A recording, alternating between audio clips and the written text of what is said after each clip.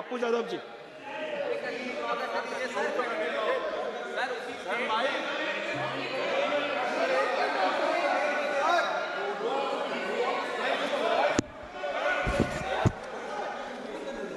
अध्यक्ष जी, आपको बहुत बहुत धन्यवाद अध्यक्ष जी। मैं वाद विवाद में नहीं जाऊंगा।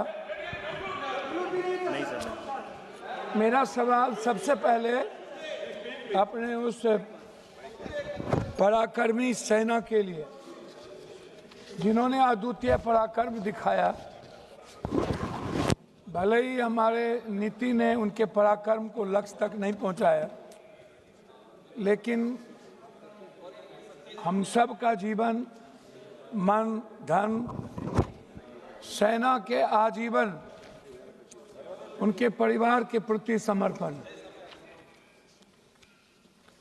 जो भाई बहन, जो हमारे परिवार के लोगों ने इस देश के 26 शहीद को हम लोगों ने खोया, हृदय की गहराइयों से मैं उनको श्रद्धांजलि देता हूं। साथ साथ कश्मीर के उन आवाम को जिन्होंने आज़ाद हिंदुस्तान में हमेशा शहादत दी है हर मोर्चे पे, मैं उस परिवार को, उस पिट्ठू भाइयों को, उस घोड़े वाले को, सभी आवाम को जिन्होंने पूरे देश के उस पहलगाम में हमारे बच्चे भाइयों की हिफाजत की, उसको दिल की गहराइयों से पूरे सदन और देश हम सब उनके प्रति कृतज्ञ हैं। जनाब, पुलवामा क्यों? पुलवामा के बाद 18 23 घटना। अध्यक्ष भैया, एक मिनट भैया, प्लीज हमारे बीच में ना बोलिए। पुलवामा के बाद लगभग उरी से लेकर के पहलगाम तक छोटी और बड़ी लगभग 23 से 24 बड़ा हमला हुआ। 11 साल नरेंद्र भाई मोदी जी प्रधानमंत्री रहे। 370 की ढिढोरा पीटी गई। कहा कि 370 के बाद आतंकवादी कमजोर हो जाएंगे और खत्म हो जाएंगे। 370 के बाद आतंकवादी हमला बढ़े, हमारे सैनिक जवान की शहादत हुई और हमारे भारत के स्वाभिमान और सम्मान पर ठेस पहुंचा। मेरा सवाल सरकार से है कि 3 क्विंटल बारूद पुलवामा में जो आए और पुलवामा के घटना के बाद आप एक नया चुनाव लड़ लिए।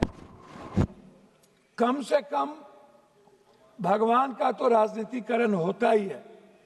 इस देश की जब आप राष्ट्रवाद की बात करते हैं तो आपको मानवतावाद को पहले बात करना पड़ेगा। हमारे डिफेंस मिनिस्टर संगच्छध्वम संबद्धध्वम समवो मनांसि जानताम देवा भाग्यम यथा पूर्वे संजानना उपासते समानी वयाकुति समाना हृदय निभा समानो मस्तो नमा यथा वह सुशासन।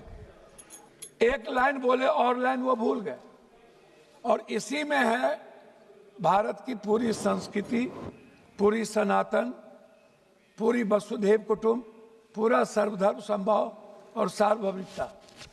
इससे हमारा भारत पूरी दुनिया में गौरवान्वित होता है। लेकिन कभी भी हम नेता और हम पार्टी के लोग किसी भी छोटी बड़ी घटना का राजनीतिकरण करते हैं। मुझे दुख इस बात का है कि हम संविधान के स्वरण की बात नहीं कर पाते। हम संविधान की बात में जब आते हैं तो हम वन जस्टिस की बात नहीं होती। मानवर, मैं आपसे उस 3 क्विंटल बारूद के बारे में यह देश जानना चाहता है कि उसके बाद क्या हुआ। पुलवामा पे चुनाव लड़ लिए, लेकिन पुलवामा के लोगों, जिन लोगों ने घटना की, जो लोग हमारे भारत में भी गद्दार थे, क्या उनके बारे में कभी इस सदन में चर्चा, जैसे नोटबंदी की नहीं हुई, जीएसटी की नहीं होती, उसकी बात नहीं हुई। आ गए पहलगाम। आप इंटेलिजेंस फेल्योर की बात हम करते हैं। पुलवामा में भी इंटेलिजेंस फेल्योर था। आप हमारे सैनिक को सब कुछ पता था, आपने उसको दबाने का प्रयास किया। हमारे सैनिक दुनिया से लड़ सकते हैं। पाकिस्तान की बात मत करिए, आप कहते हैं पाकिस्तान, हमारे मंत्री कह रहे थे पाकिस्तान मेरे सामने कुछ नहीं है। आप उठते सोते पाकिस्तान, कब्रिस्तान, शमशान, ईद, बकरीद, तलाक, एनआरसी के अलावे पाकिस्तान जितना आपने किया उतना हम सनातन कर लिए होते तो हमारी किस्मत चमक गई। पाकिस्तान की बात कोई और नहीं करता। पाकिस्तान की बात करके आप राजनीति को जिंदा रखते हैं, क्योंकि आपकी दुकान सिर्फ पाकिस्तान से चलती है। जिस दिन हिंदू मुसलमान करना बंद कर दीजिएगा उस दिन एक सीट नहीं जीत पाई। अब पहलगाम के बाद आपने राजनीति कर ली, आप भावनात्मक सिंदूर के सवाल को ले आए। मैं पहला सवाल आपसे पूछूंगा कि हमारे 150-200 मीटर पर सैनिक थे, उन्हें खबर नहीं थी कि पहलगाम के पर्यटन के लिए केंद्र खोल दिया गया। हमारे कश्मीर फोर्सेस को पता नहीं था, हमारे किसी इंटेलिजेंस को पता नहीं था। आखिर वो कौन से ऑर्डर कहां से गए, दिल्ली के किसके ऑर्डर थे कि पहलगाम को खोला गया? इस बात को आप समझिए। ये बात सभापति महोदय, सबसे महत्वपूर्ण है ये जानना कि इंटेलिजेंस किसके साथ है। इंटेलिजेंस क्या गृह मंत्री जी देखते हैं? क्या गृह मंत्री जी को किसी बात की जानकारी नहीं थी? हम नहीं, आप नहीं, ऐसे नहीं अध्यक्ष जी, कम से कम ऐसे। मैं आंशिक रूप से आपसे एक बात कहना चाहूंगा, गृह मंत्री जी, आप हमको मालदीव इंदिरा गांधी जी को मैं ले जाना चाहूंगा। आपको थोड़ा सा समय, हमको 2 मिनट समय दिया। वास्तविक में आधुनिक शुद्धम क्षमता में सुधार धीमा। मैं आपको नेपाल से दूरी और चीन की घुसपैठ की बात करूंगा। 2015 में कथित ब्लैक बोर्ड के बाद नेपाल का भारत विरोधी भावना बढ़ी। नेपाल ने भारत से दूर होकर चीन से सैन्य और आर्थिक समझौता किया। नेहरू और राजीव गांधी के समय नेपाल का भारत मित्र था। मालदीव में इंडिया आउट पर्यटन बहिष्कार, 2023-24 में भारत विरोधी बयान, भारत सेना की वापसी, मालदीव ने चीन की गोद में जगह बनाई, भारत मौन रहा। इंदिरा गांधी के समय भारत मालदीव समुद्री संरक्षक, सीएए बीएसएफ गोलीबारी, बांग्लादेश और भारत विरोधी माहौल, भारत के खिलाफ जनभावना बढ़ी। चीन ने वहां बंदरगाह परियोजना शुरू की। 1971 में इंदिरा गांधी बांग्लादेश बनवाया। श्रीलंका ने, मैं लास्ट कर रहा हूं सर, श्रीलंका ने रद्द किए भारतीय अनुबंधन। नए राष्ट्रपति ने भारत समर्थित समझौता रद्द किए दिए चीन। ईरान से रिश्तों में गिरावट, चाबहार पोर्ट परियोजना धीमी हो गई। राजीव और इंदिरा जी के समय ईरान भरोसेमंद साझेदार था। SARCC, BIM, STC निष्क्रिय।